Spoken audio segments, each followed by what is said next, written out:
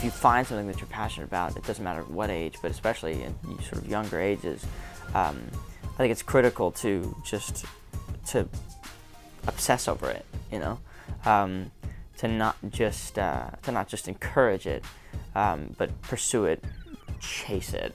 The moments where you're really tempted to just stop, take a break, and step back. Sometimes that's good, but most of the time, you just gotta keep rocking. You know, you'll discover something at the last possible moment, the moment where you think nothing more can come of this, right?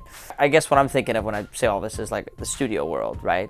There's been days where I'm just sitting there for hours, just not happy with the arrangement, not happy with this and that and the other, and then at the last possible minute, something just happens, just magic, and yeah, you go with it. There's a lot of things that we've celebrated, you know, Grammy nominations this past year, headlining my first arena tour, you know, having quite a few number ones even off the debut record, right, in the States. But even with all those things, it's like you still add things to your list of things you want to accomplish.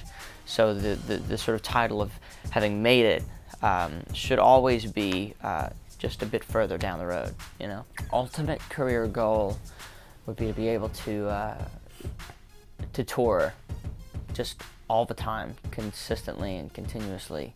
Everything sort of circles back around to the live performance and the show that I want to create, and the show that I want to put on for the fans, and I want to be able to do that for the rest of my life. I mean, as far as for the big break thing, I don't know if there was ever like, I don't know if I could credit like one moment. It's always just a series of moments, because nothing happens overnight, you know.